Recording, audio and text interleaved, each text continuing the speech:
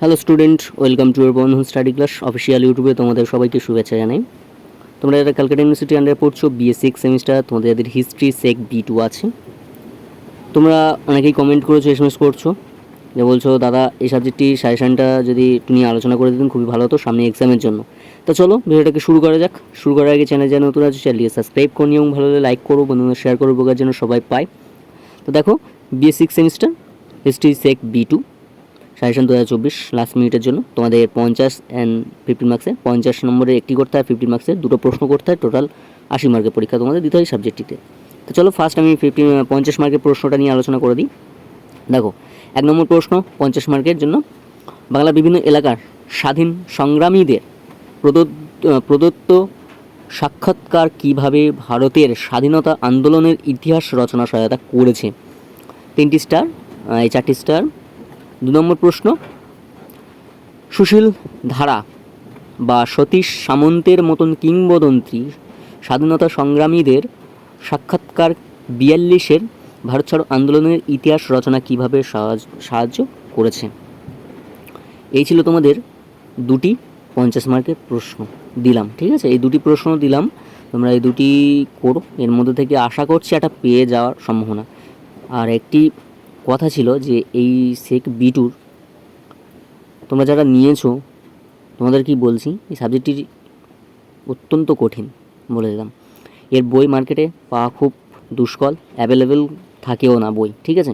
এর অ্যান্সার পাওয়াও খুব দুষ্কর ব্যাপার, মুশকিলও হয়ে যায়, ঠিক আছে?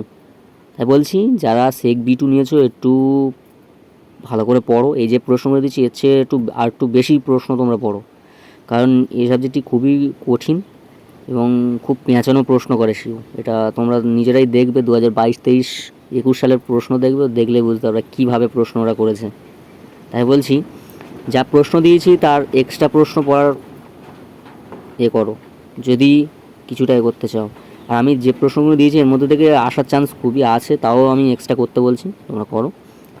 আর এর বই সেক B2 বই যদি পাও এখন থেকে নিয়ে পড়া শুরু করে দাও, ঠিক আছে? নেক্সট, এই দুটি প্রশ্ন তোমাদের 50 মার্কের জন্য দিলাম, ঠিক আছে? খুবটাই ইম্পর্টেন্ট আছে। নেক্সট তোমাদের 50 মার্কসের প্রশ্ন কী কী পড়তে হবে, দুটো 50 মার্কসের প্রশ্ন তোমাদের করতে হবে। তো সেই জন্য কী কী প্রশ্ন করতে হবে একটু দেখো।